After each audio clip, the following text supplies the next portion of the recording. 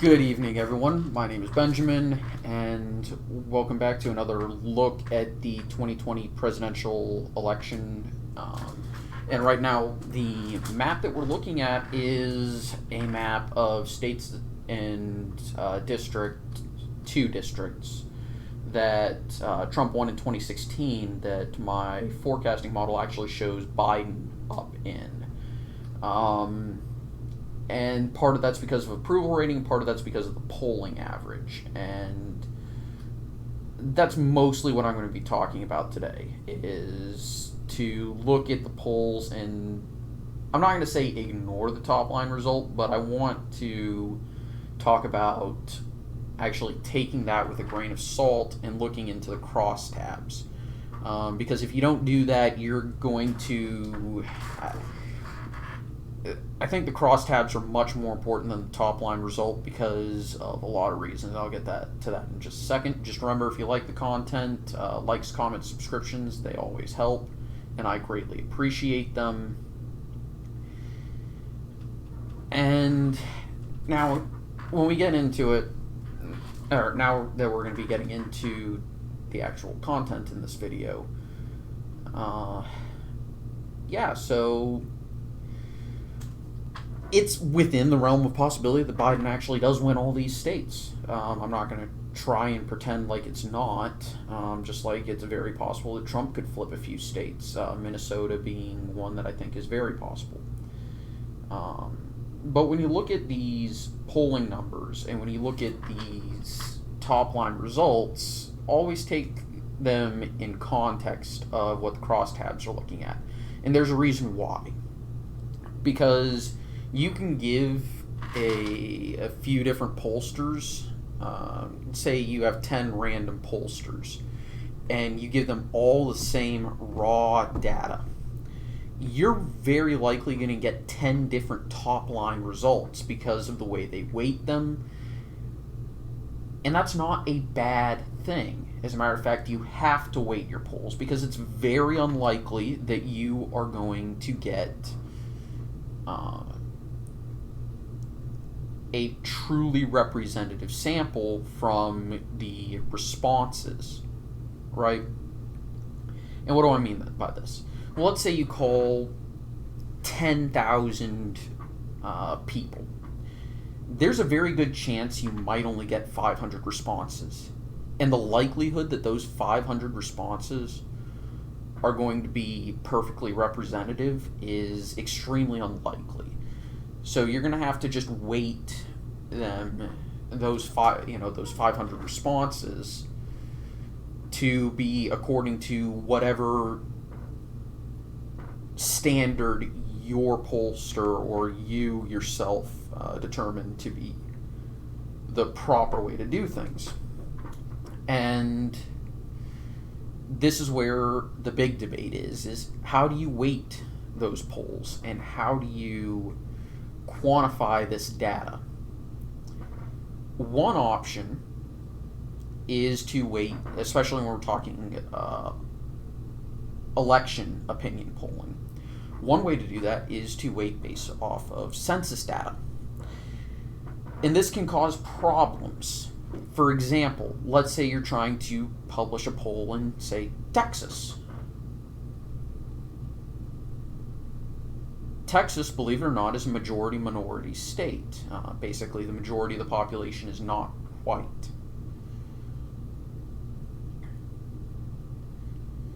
And if you do that, you're going to get a result that is going to, in general, and I'm using this in general, I'm not doing this as a way of stereotyping, I'm not doing this as a way of, or saying this as a way of anything other than just stating facts. You're going to get a result that favors the Democrats a lot more than if you look at Texas's electorate, historically speaking, which is about 60% white.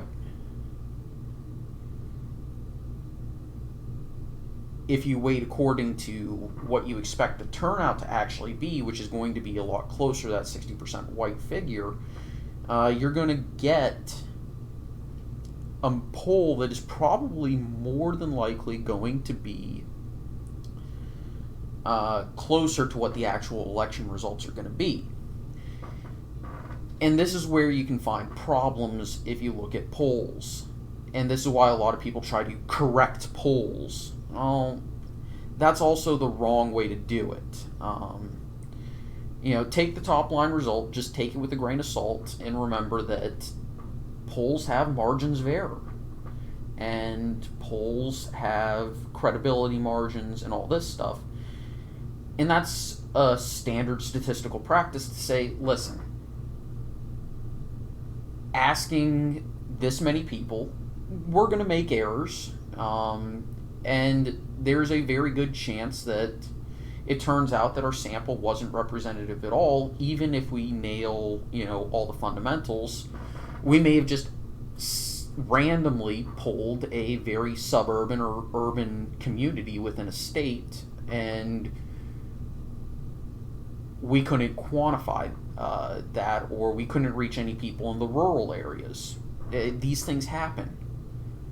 So it's a necessary admission that you're never going to be perfectly on target with your poll.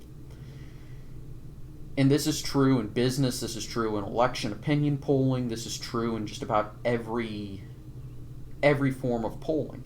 You're never going to be perfectly on target with your poll. And that's not a bad thing. People just need to remember that, and at the end of the day, people need to make sure that they don't overhype the top line results for a lot of reasons, because there are a few there are a few interesting phenomena that do happen with polling that don't really happen in other sciences, because polling is technically a science because it's based purely in mathematics. You call it's statistics, right? The problem is that if a few pollsters release some top-line results that wind up being very similar, other pollsters are probably going to say, okay, well, they were using 3 different methodologies with 3 different samples, and I'm just pulling a random number out to use as an example. Others are going to say, okay, so we need to make sure that whatever we use as our methodology and our sample, it needs to be close to that.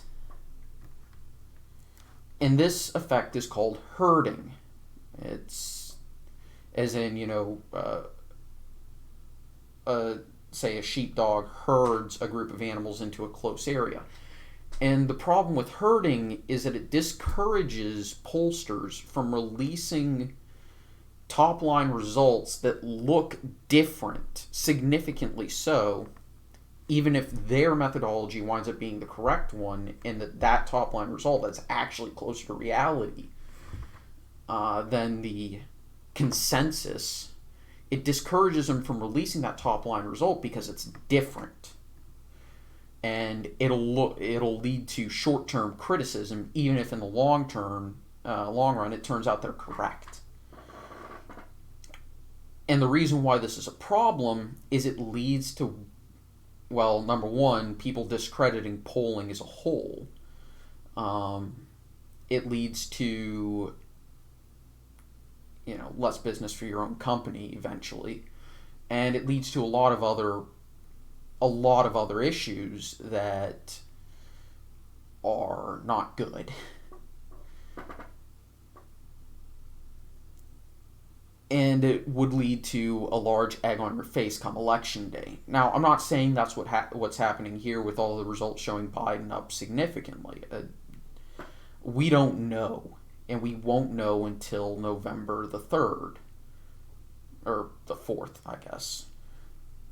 But we won't know until November whether or not we're seeing some herding right now. The other thing that polling can't take into account is the ground game, as well as the advertising game. And there's a lot of reasons for that, So this is why people build election models. This is why I build a model. This is why I say Nate Silver builds a model. And you can look at other election forecasters' models and say, okay, this is why they built their model. Is they're trying to figure out, okay, who's got, what does the polling say, but what is the fundamentals of, say, the ground game, the state partisanship, the money that each campaign has on hand, the fundraising game, advertising, etc., etc., etc. And truthfully speaking,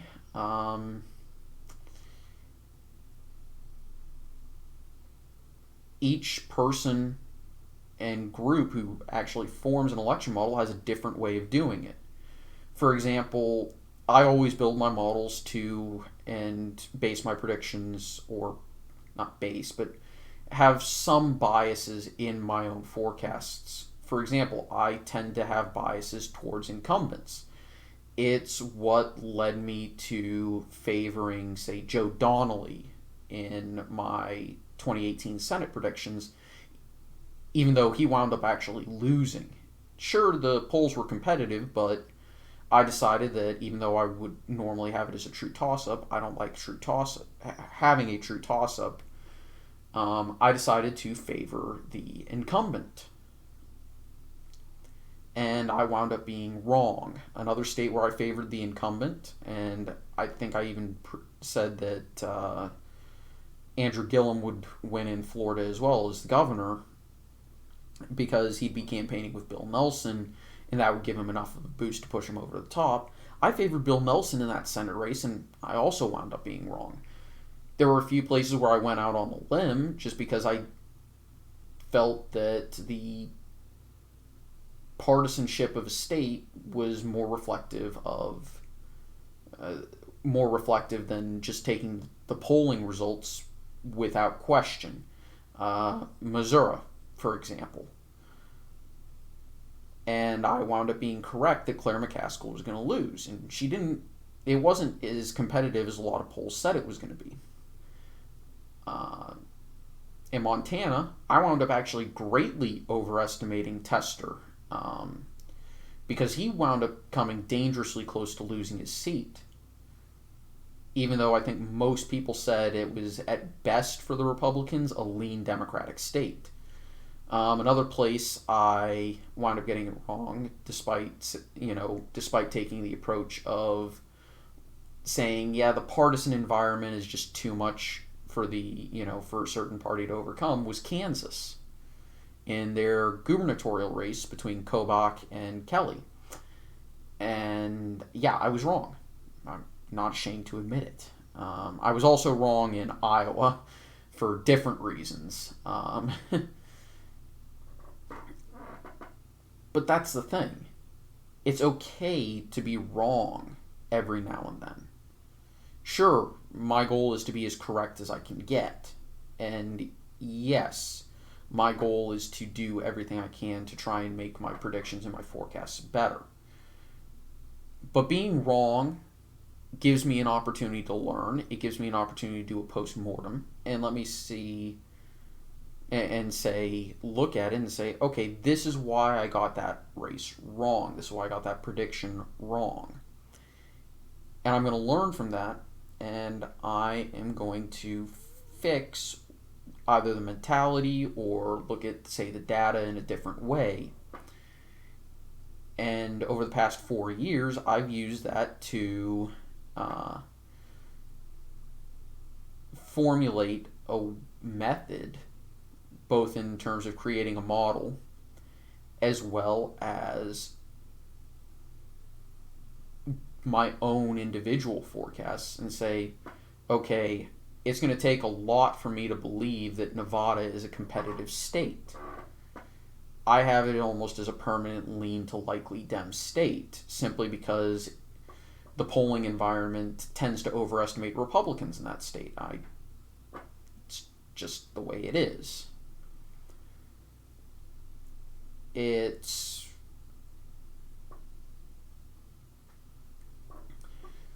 But it also leads me to making predictions that might not be en vogue.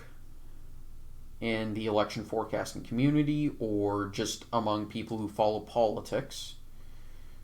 For example, I'm kind of skeptical about Georgia. I am not kind of, I'm still pretty skeptical. I have Georgia as likely Republican.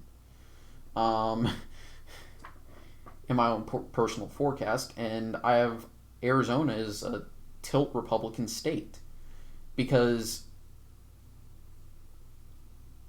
I'm struggling to see where the Democrats' actual real support is when you actually weigh based off of what the expected electorate is going to be. For example, Democrats, even in 2008, couldn't get above. Now, you could say that was because of John McCain was from Arizona, but the Democrats didn't get above, I think it was like 46%, 46 or 44. It was one of those two numbers.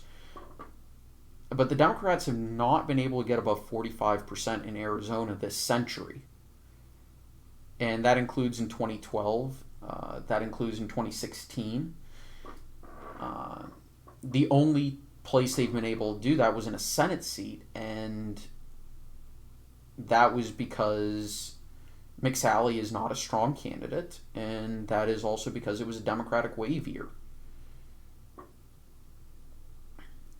And that was another case of me going against state partisanship just because the momentum of that year was favoring the Democrats. And Arizona is a somewhat competitive state.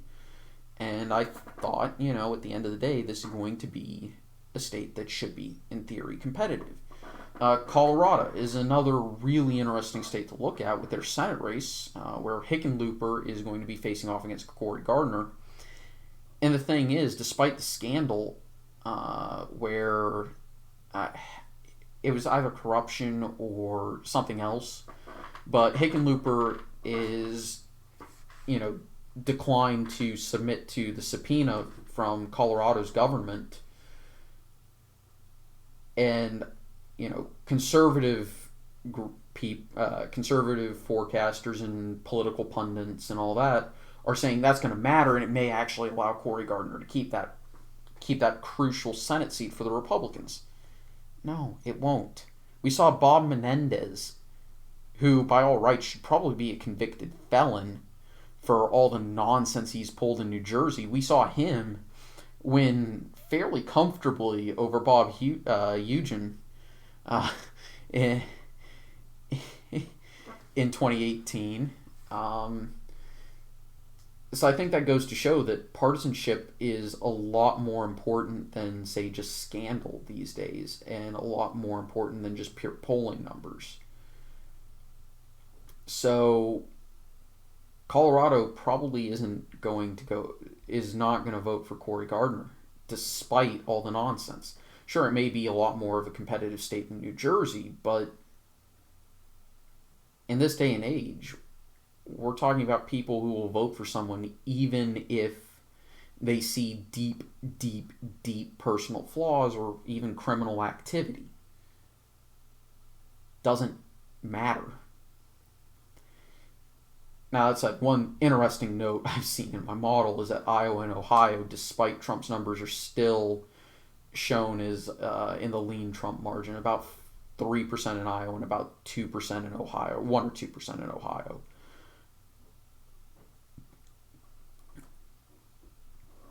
And I think that actually goes with the current conventional wisdom that is stating that Iowa and Ohio are just red states now. That's the other thing. I think Florida may actually be trending into a perpetually competitive but perpetually red state. But I will always refer to Florida as a swing state until it's no longer actually a swing state. So I will always rate Florida as competitive. I will always say, yeah, the Democrats could win this, or yeah, the Republicans can win this if they're not, if the Republican isn't in control of that statewide seat.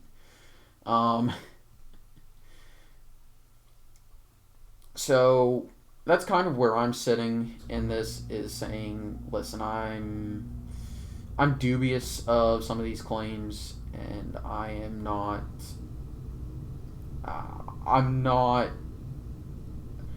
like, I put in the top line results in my model because that, at the end of the day, is what I base my model off of, is using top line results. Which, if I were redesigning it today, what I would actually do is I would ignore all top line results and put in what the crosstabs are for each group that I would break it down based off of, and use those in an election turnout model where I would try and estimate what the turnout would be among each group based off of either education or race or gender or a mix of those, and then I would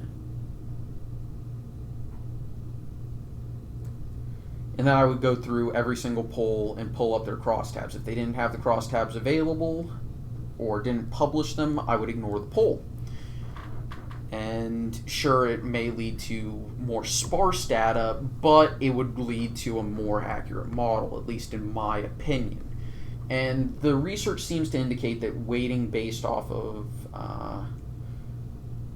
race for all non-white groups and for whites, weighting based off of education is the correct thing to do if you're going to ignore top-line results completely. Or more accurately, you're going to get better top-line results if you weight like that based off of election turnout, at least from the way I understand it. And don't criticize me too hard. I'm not a statistician. Statistics was by far the worst category, worst subject for me when I was taking courses in uni. I was not good at statistics, but that's mostly because I'm very bad at doing it. Do I understand how all this stuff works? Yes. I understand how, p-scores work. I understand how margin of errors work. I understand the reason why these are done. Doing them is a different story. And I will readily admit this, and I think that's important, is that, as someone who has an opinion on something, I admit where I may be biased, and I admit where my big flaws are in data analysis. Because if I don't do that, I'm going to be telling y'all something and stating it as more than just opinion, or at least stating in a way where it could be taken as I'm portraying it as more than just opinion. And I don't want to do that. I want it to be very clear where my opinion is. That way you can take the information that led to that opinion and see how I got to that conclusion. Because, sure, facts are great, but the problem is when you start drawing conclusions from those facts, people are going to give you wildly different answers, and they're going to give you wildly different prescriptions. There's a great book, and I would love to get myself a copy of it. I know my family has a copy of it, but it's called The Logic of Failure, and I highly recommend reading it. And the only reason why I want it is because I want to read it again. It's that good. But The Logic of Failure is a great book for anyone to read, and it gives you a different perspective on how to analyze mistakes, how to look at potential problems, and how to solve problems, specifically in the real world. And it uses real world examples and real world studies, and and also a few scientific studies to analyze how people think and how people react to problems, how people problem solve. And it's a great book, and I can't recommend it enough. But anyway, I'm going to end this episode here. Again, likes, comments, subscriptions always help. And just a quick announcement, probably on Saturdays I'm going to start doing some live streaming type stuff where just because I think y'all might enjoy it. I'm not going to be talking politics or anything. It's going to be mostly history, and I'm going to be playing games that have a historical setting or a historical component, or something like that. So, and it'll probably be later in the evenings just because I tend to sometimes be a night owl. So, anyway, I want to thank everyone for watching. I hope you enjoyed. I'll see y'all next time. Take it easy. Bye-bye.